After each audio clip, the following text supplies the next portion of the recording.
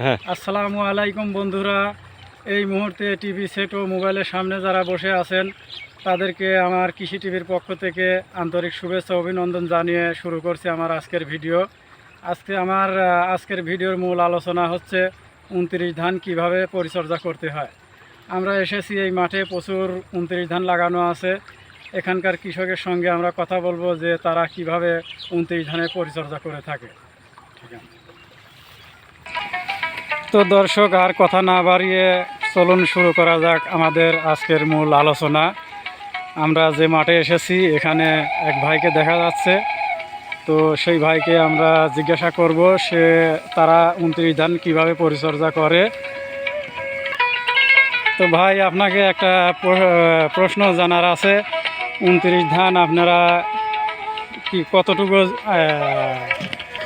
তো ভাই আপনার এখানে কতটুকু জমি আছে এবং আপনারা ধান লাগানোর সময় কোনো সার ব্যবহার করেন কিনা?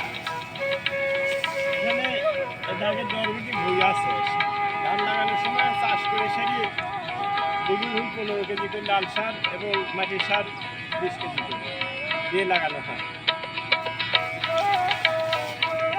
এই 29 ধানে কি পরিমাণ সার, বিষ ও পানি কেমন লাগে?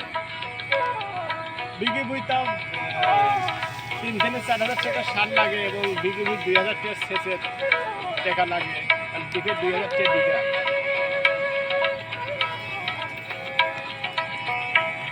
তো ধানটায় তো দেখা যাচ্ছে যে আকপাস হয়ে শীষ বের হচ্ছে, এজন্য আপনারা কোনো কীটনাশক ব্যবহার করেন কিনা?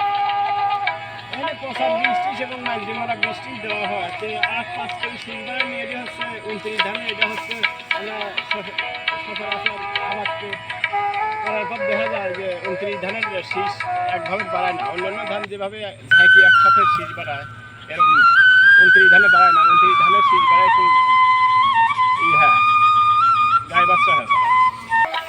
তো এবার যেহেতু গরমের ভাব খুবই খারাপ, রোদও খুব বেশি তাপমাত্রা, তো ফলন হওয়ার সম্ভাবনা কেমন আছে?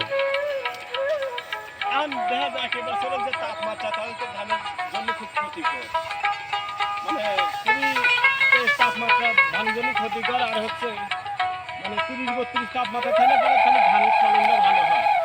এই যে পানির সংকট হচ্ছে, দিকে পানি উঠতেছে না, সেচে তাবল হচ্ছে, যার কারণে এখন বলা যাচ্ছে না যে কী পরিমাণ ফলন মানে তো বন্ধুরা, শুনলেন আমার কৃষক ভাইয়ের কথা। তো বন্ধুরা, আপনাদের আরেকটি কথা জানিয়ে রাখি যে আমাদের পাবনা জেলায় 41 ডিগ্রি তাপমাত্রা চলছে, এজন্য ধানের ফলন কমে যাওয়ার সম্ভাবনা আছে।